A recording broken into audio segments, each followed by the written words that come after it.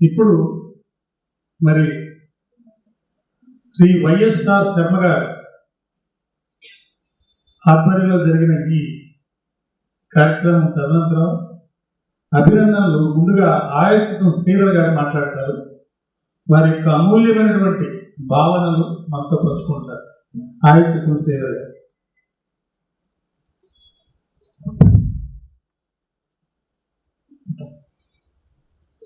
సభాధ్యక్షులు, వేదిక మీద ఉన్న సభలో నమస్కారం.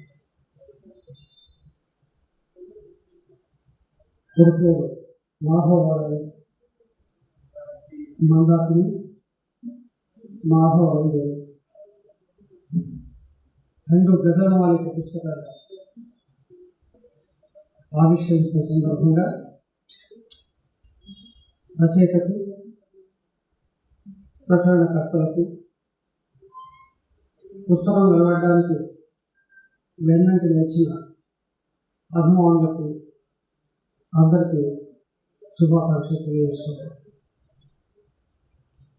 కిన్నెర వారి ఆధ్వర్యంలో తెలుగునాట వేలాది కార్యక్రమాలు జరుగుతూ ఉన్నాయి. ఇంకో 2 ఏళ్లలో స్వర్ణోత్సవాన్ని జరుపుకోబోతున్న కిన్నెర థియేటర్స్ వారు సంగీత, సాహిత్య, సాంస్కృతిక కార్యక్రమాలు వేలాదిగా చేశారు. నాకు భాగంగా ఇవాళ ఈ పుస్తకావిష్కరణకు సారథ్యం వహించడం వారి సౌజన్యానికి నిదర్శనం. రఘురావు గారిని అభినందిస్తున్నాను. గజల్ సమావేశాలకు వెళ్తున్నప్పుడు ఆ గజల్ సమావేశాల్లో గజల్ కవులు పెద్దవాళ్ళు, చిన్నవాళ్ళు ఎవరైనా మాధవరావు గారిని గజల్ అన్నమయ్య అంటూ ఉంటారు. అన్నమాచార్య వారు 32,000 కీర్తనలు ఏదో రాశారంటారు. కొన్ని లభ్యమైన, కొన్ని కాలేదు. అలాగే మాధవరావు గారి గజళ్లను దాటడం ఇప్పుడప్పుడే ఎవరికి సాధ్యం కాదు. సుమారుగా 6,000 గజళ్ళు శ్రోతల ముందు ఉన్నాయి, పాఠకుల ముందు ఉన్నాయి. 6,000 గజళ్ళు రాయడానికి ఎంత కష్టం, ఎంత సమయం కేటాయించాలి, ఇదంతా మనం అర్థం చేసుకోవాలి. గజల్కే ఆయన రచనా జీవితం అంకితం అయిపోయింది. ఆయన ఇతరత్ర రచనలు ఏం చేసినా గజల్ మాధవరావు గారు కానీ ఆయన సుప్రసిద్ధులు కలిగినారు.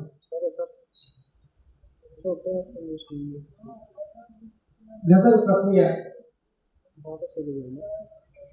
ఇది పెద్దగా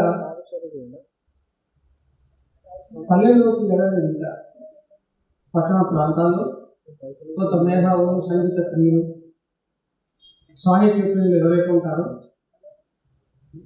వాళ్ళ మధ్య కొనసాగుతూ ఉన్న ప్రక్రియ గజల్ ప్రక్రియ. కారణం ఏంటి అంటే ఇది స్వతహాగా తెలుగువాడ ప్రక్రియ కాదు.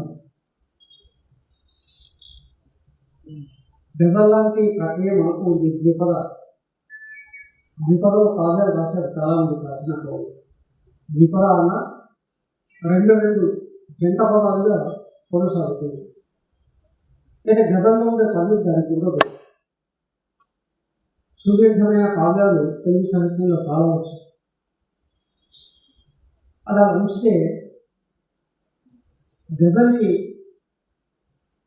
తెలుగునాట ఉర్దూ భాషలో మినహాయిస్తే తెలుగులో గజల్ పుట్టి ఒక 60 ఏళ్ళు అవుతుంది సుమారు. ఆ గజల్ని తెలుగు వారికి పరిచయం చేసిన వాళ్ళలో ప్రధానంగా ఆచార్య ఆ ప్రక్రియను మనకు పరిచయం చేసి ఇవాళ తెలుగు సాహిత్యం మరింత సుసంపన్నం కావడానికి దోహదపడ్డారు. వారు రాశారు. అది ఫేస్బుక్లో కానీ ఈ సామాజిక మాధ్యమాల్లో పత్రికల్లో చూస్తున్నప్పుడు ఈ గజల్ ప్రక్రియ, తెలుగులో రాస్తున్న గజళ్ళు, ఇవి గజళ్ళని కొంతమంది గజల్ ప్రక్రియకు భిన్నంగా ఉన్నాయి, ఆ గజల్ సంప్రదాయాలకు భిన్నంగా ఉన్నాయి తెలుగు గజళ్ళు అనే వాదోపవాదాలు నడుస్తూ ఉన్నాయి. కొంతమంది అయితే ఎందుకు వచ్చిన గొడవ అని గజల్ రాస్తూనే అది గజల్ అనడం మానేసి వేరే వేరే పేర్లు పెట్టుకున్నారు. దాశరథి గారు ఆ తర్వాత వచ్చిన కొంతమంది ప్రసిద్ధులు కూడా గజలు కాకుండా మంజరేని, తర్వాత వల్లరేని రకరకాలుగా పేర్లతో పిలుస్తున్నారు. నారాయణ గారు కూడా గజల్ లేదు, తెలుగు గజల్లో ఉన్నారు. అంటే తెలుగు గజళ్ళకి ఒక ప్రత్యేకమైన ఛందస్సు, ప్రత్యేకమైన లక్షణం, ఓ పరిమితి పద్ధతి ఏర్పాటు చేసుకొని మనం నిరంతరంగా కొనసాగవచ్చు. ఉర్దూ గజల్ లాంటిదే ఇప్పుడు ఏ రాష్ట్రం తెలుగు ఉంటే ఆ సామ్యంలో మళ్ళీ పేజీలు వస్తాయి. ఉర్దూ గజల్ ఉండే నియమాలు చాలా ఉంటాయి. ఒక రకంగా చెప్పాలంటే మనకు ఛందస్సు ఎట్లా ఉందో ఉర్దూ గజలకు ఛందస్సు ఉంది, వాటికి పద్ధతి ఉంది, సంప్రదాయం ఉంది, నిబంధనలు ఉన్నాయి.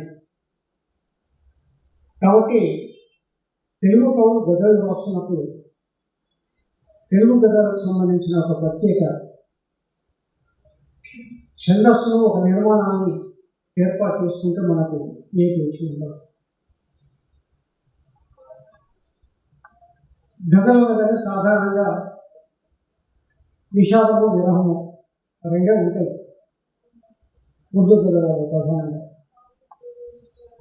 తెలుగు గజలలో కూడా దాశరథి గారు ఆ విరహాలు, ప్రణయాలు వాటికే ఎక్కువగా ప్రాధాన్యం ఇచ్చారు. కానీ నారాయణ రెడ్డి గారు మాత్రం సామాజిక సమస్యలు, సామాజిక దోషాలు కూడా గజలలో ప్రవేశపెట్టి చాలా అద్భుతంగా రాశారు. తన గజలలో రాజకీయాలను కూడా వదిలిపెట్టారు. అంటే గజలను తెచ్చిన ఘనత దాశరథి గారి అయితే గజలను సామాజికరించిన ఘనత శ్రీనారాయణ గారు. ఇలా వారి దారిలో చాలామంది గజల కవులు ఇవాళ తెలంగాణలో, ఆంధ్రప్రదేశ్లో, ఇతరత్ర తెలుగు ప్రాంతాలు, ఏమైనా మిగతా దేశాల్లో కానీ మిగతా రాష్ట్రాల్లో కానీ ఉన్న తెలుగు వారు ఉన్న ప్రాంతాల్లో గజల్ ప్రక్రియ నిత్యనూతనంగా కొనసాగుతుంది. ఇది ఒక నేను గమనించిన వరకు గజల్ చాలా ఉంది. ఈ కృష్ణగతి, ఉష్ణగతి, ఖండగతి, చతురస్రగతి రకరకాల నడక గతి అంటే ఏది లేదంటారు.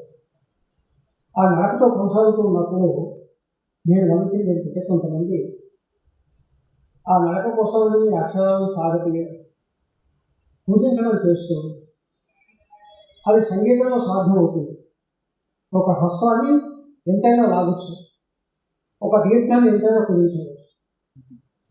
కానీ చదువుతూ ఉన్నప్పుడు ఆ కృతమైన కుదింపులు సాగదు రెండు లేకుండా చూసుకోవాలి. ఒక నడక అనేది లయబద్ధమైన నడక గజలు కూడా ఉండాల్సింది, తప్పదు. సంగీతం ఉన్నాక సంగీతంలోకి ఆ గజలు ప్రవేశించిన తర్వాత గాయకులు పాడేప్పుడు ఆ పద్ధతులు వేరుంటాయి.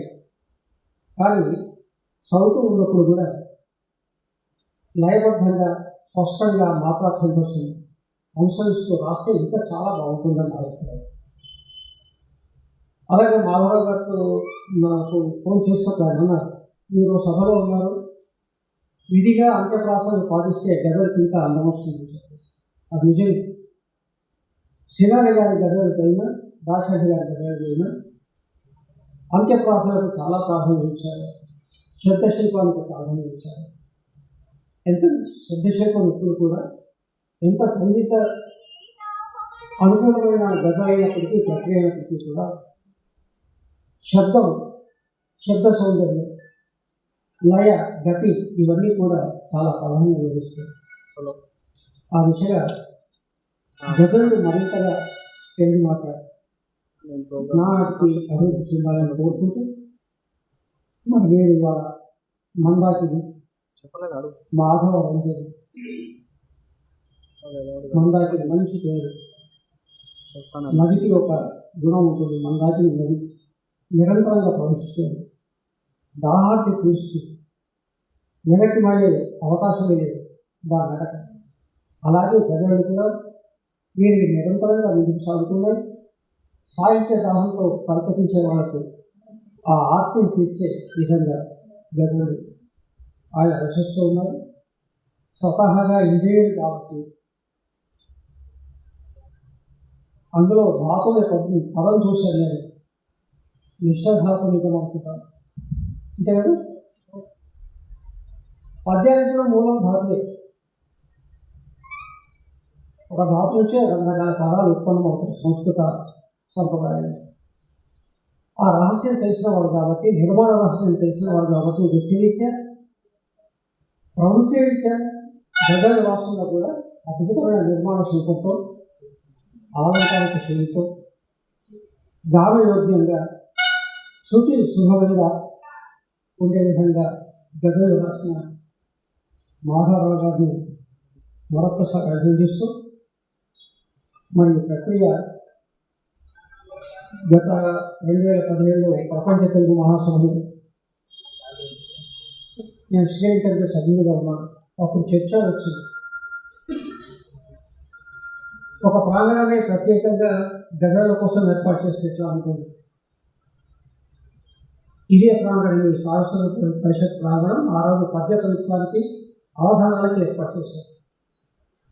పబ్లిక్ గార్డెన్లో ఉన్న ఇంద్రాకే చేసి హాలేమో వచన కవిత్వానికి.